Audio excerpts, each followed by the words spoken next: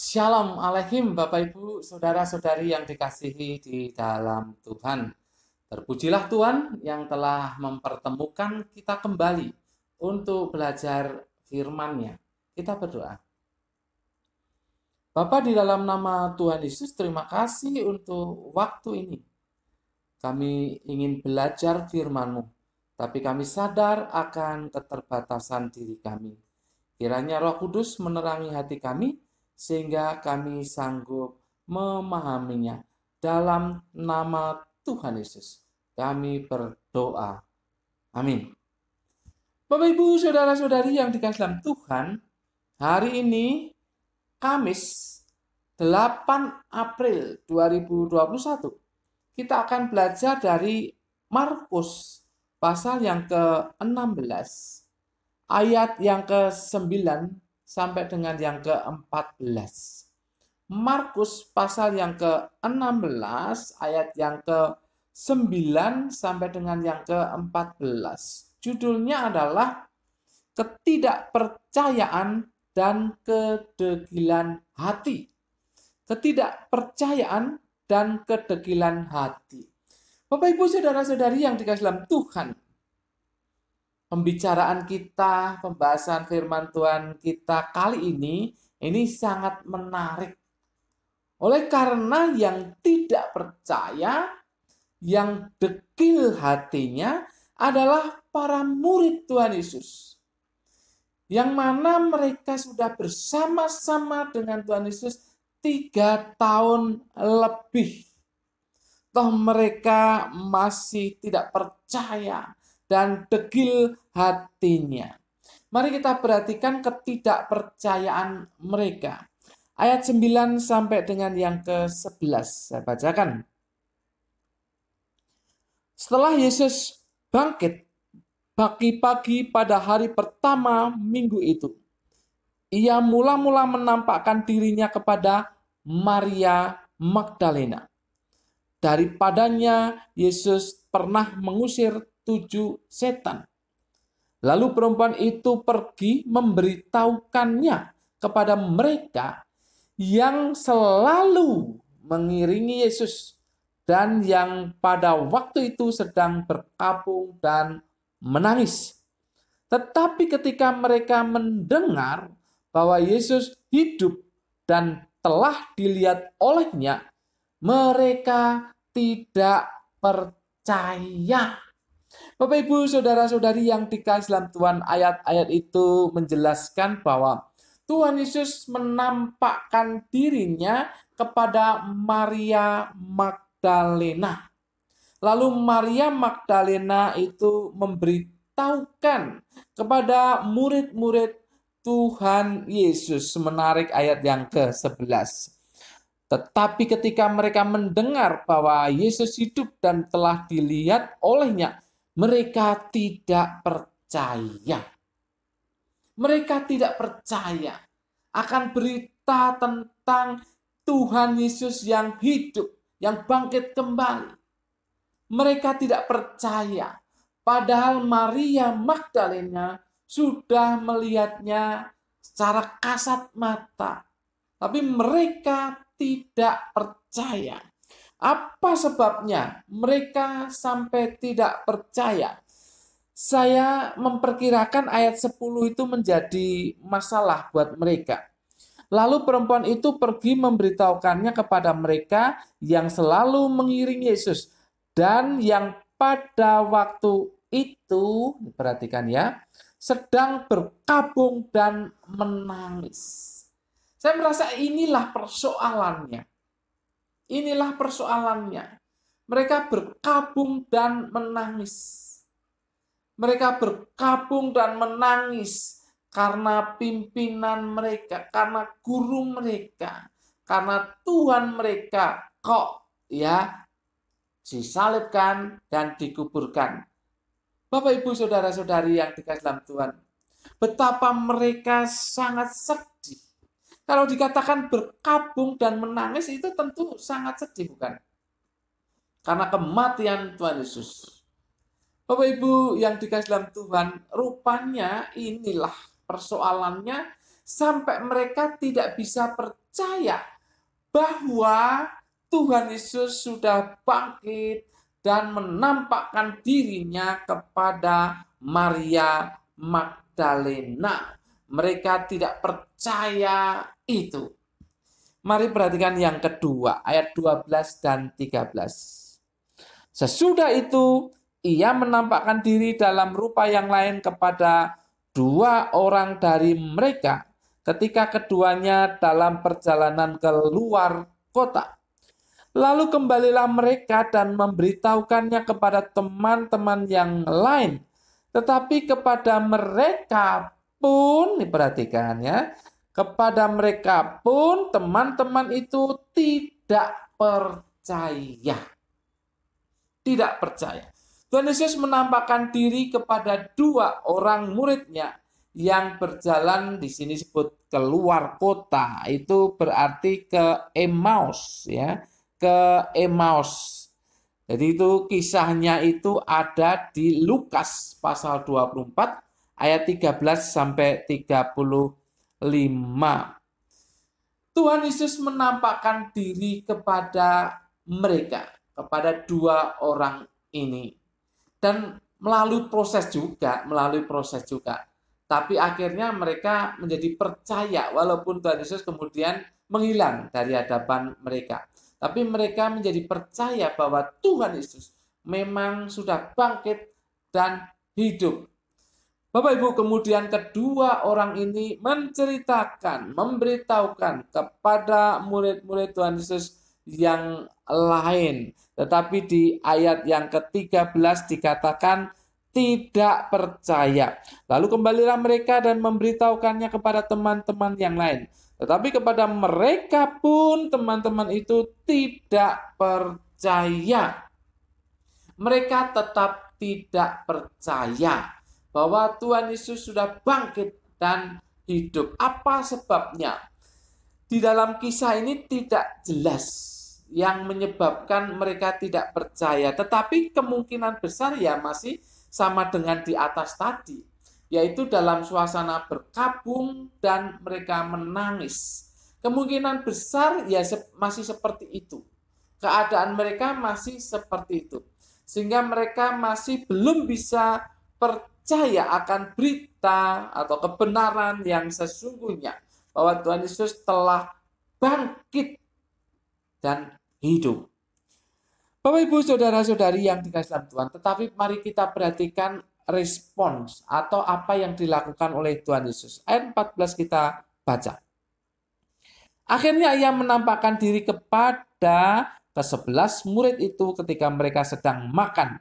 Dan ia mencela ketidakpercayaan dan kedegilan hati mereka.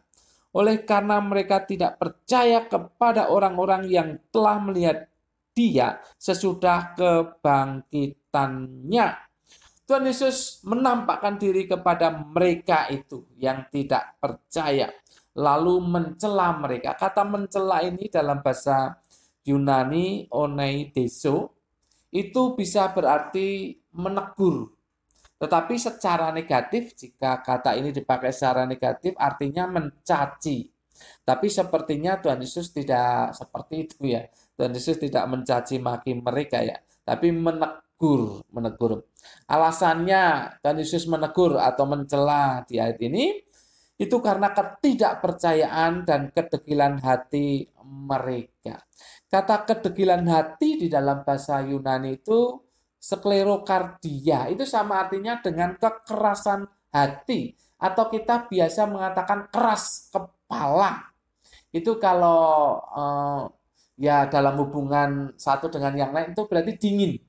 Orang yang dingin. Orang yang sepertinya itu tidak mau tahu ya. Keras kepala itu ya. Tidak mau tahu. Bapak Ibu saudara-saudari yang dikasihi dalam Tuhan, atas ketidakpercayaan dan kedegilan hati mereka, maka Tuhan Yesus mencela mereka, maka Tuhan Yesus menegur mereka. Tuhan Yesus mengingatkan mereka, dan tentu Tuhan Yesus tidak senang kalau mereka tidak percaya dan ya itu tadi ya, menjadi orang yang keras kepala itu ya. Tuhan Yesus tentu tidak suka. Karena apa? Karena sudah 3 tahun lebih mereka bersama-sama dengan Tuhan Yesus. Kok ia tidak percaya ketika ada berita kebenaran, yaitu mengenai kebangkitan Tuhan Yesus. Dan Tuhan Yesus hidup. Kok ya mereka tidak percaya? Maka mereka dicela, ditegur oleh Tuhan Yesus. Karena ketidakpercayaan dan kedegilan, keras kepala mereka.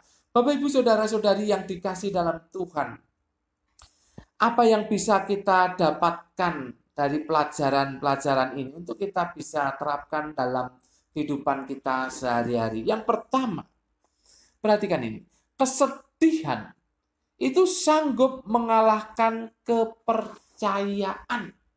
Maka harus hati-hati. Kesedihan sanggup mengalahkan kepercayaan. Maka kita harus hati-hati. Murid-murid Tuhan Yesus itu sedihnya luar biasa. Mereka berkabung dan menangis. Sehingga itu mengalahkan kepercayaan yang seharusnya ada di dalam diri mereka mengenai kebangkitan Tuhan Yesus dan hidup kembalinya Tuhan Yesus. Bapak ibu saudara-saudari yang dikasih dalam Tuhan, kesedihan sanggup mengalahkan kepercayaan. Oleh sebab itu kita harus hati-hati, kita diingatkan. Ya mungkin sedih itu manusiawi ya. Ya kalau ditinggal kekasih kita masa ya tidak sedih, tidak berduka. Pasti kita akan sedih berduka. Tetapi itu tidak boleh menguasai sepanjang kehidupan kita. Kesedihan itu tidak boleh menguasai diri kita. Tidak boleh membelenggu diri kita. Tidak boleh mengikat diri kita. Kenapa? Karena itu membuat kita tidak bisa percaya akan kebenaran firman Tuhan. Kita akan tidak lagi peduli kepada firman Tuhan. Karena kita tidak percaya. Nanti ujung-ujungnya kita tidak percaya akan kasih Tuhan. Kita tidak percaya akan kuasa Tuhan. Kita tidak percaya akan anugerah Tuhan. Dan masih banyak yang lainnya. Nanti ujung-ujungnya seperti itu. Oleh sebab itu kesedihan sanggup mengalahkan kepercayaan. Dan kita harus hati-hati supaya tidak sampai begitu dikuasai oleh kesedihan dan duka. Memang situasi saat ini bisa jadi membuat kita sedih yang luar biasa. Mungkin ada di antara Bapak Ibu saudara-saudari yang usahanya harus tutup oleh karena pandemi ini. Atau penghasilannya merosot karena pandemi ini. Bapak Ibu merasa sedih, mungkin ada saudara yang dipanggil Tuhan oleh karena virus ini ya, virus corona ini. Mungkin kita sedih, tapi jangan itu menguasai diri Anda. Supaya Anda tetap bisa percaya kepada Tuhan. Bapak Ibu, hati-hati. Kesedihan sanggup mengalahkan kepercayaan. Yang kedua, kesedihan bisa membuat degil hati. Kesedihan bisa membuat degil hati. Jadi kalau seperti yang saya katakan tadi, kalau kesedihan itu menguasai diri kita, maka itu membuat kita jadi degil hati, menjadi dingin gitu ya, terhadap berita kebenaran, menjadi dingin terhadap firman Tuhan, menjadi dingin terhadap hal-hal yang berkaitan dengan kuasa kasih dan anugerah Tuhan, menjadi dingin terhadap hal itu. Kita menjadi keras kepala dan tidak bisa menerima hal-hal itu. Ingat, kesedihan bisa membuat degil hati. Oleh sebab itu, jangan dikuasai oleh kesedihan. Yang ketiga, Tuhan Yesus baik kepada para murid-Nya. Murid-Nya bukan hanya yang 11 ini saja, atau di lingkungan mereka, ya lebih dari 11 tentunya di lingkungan mereka, murid-murid yang lain. Bukan hanya itu saja, tapi murid yang sekarang, yaitu Anda dan saya. Tuhan Yesus baik kepada Anda. Tuhan Yesus baik kepada saya. Tuhan Yesus baik kepada saudara-saudara kita, orang-orang beriman. Tuhan Yesus baik kepada mereka yang percaya kepadanya. Bapak Ibu, oleh sebab itu, ketika Anda mengalami kesedihan, ketika saya mengalami kesedihan, duka yang luar biasa, maka pekalah, jadilah orang yang peka bahwa Tuhan Yesus mendatangi Anda dan saya. untuk ya bisa menegur, bisa menghibur. Tetapi yang jelas Tuhan Yesus baik kepada murid-muridnya, kepada Anda dan saya, kepada setiap orang.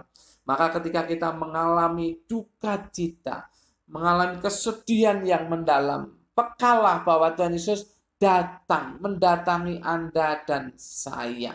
Dia akan memberikan penghiburan, dia akan menghibur kita. Kalau kita salah, kita akan ditegur olehnya. Karena Tuhan Yesus baik kepada kita. Yang penting kita memiliki kepekaan bahwa Tuhan Yesus bersama dengan kita. Sebab itu kita bisa kuat, bisa teguh sekalipun dalam kesedihan. Sehingga ketidakpercayaan dan kedegilan hati tidak muncul di dalam diri kita. Karena kita membuka diri untuk dipimpin oleh Tuhan sendiri. Bapak, Ibu, Saudara-saudari yang dikasihi dalam Tuhan, mari kita bangkit. Semangat kita harus bangkit kembali menghadapi situasi yang tidak menentu ini. Menghadapi keadaan yang carut-marut ini.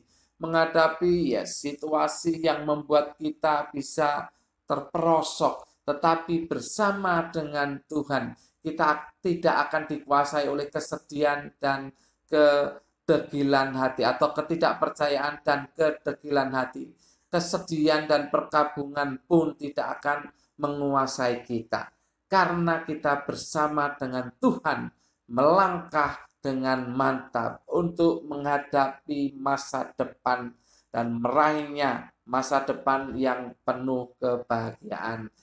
Terpujilah nama Tuhan yang selalu datang kepada Anda dan saya kalau kita sedih dan berkabung. Amin. Mari kita berdoa. Bapa, dalam nama Tuhan Yesus, terima kasih untuk firman-Mu. Kami sudah belajar. Roh Kudus kiranya tolong kami untuk melakukannya. Kami membuka diri terhadap kehadiran Tuhan dalam hidup kami. Dan biarlah kami bisa menjadi percaya dan tidak degil hati kami. Oleh karena setiap kesedihan, setiap duka, Engkau membantu untuk mengatasinya. Terima kasih Bapa atas firman-Mu. Roh Kudus tolong kami untuk melakukannya. Di dalam nama Tuhan Yesus, kami berdoa dan mengucap syukur. Semua yang percaya katakan amin. Tuhan memberkati Bapak Ibu Saudara-saudari senantiasa.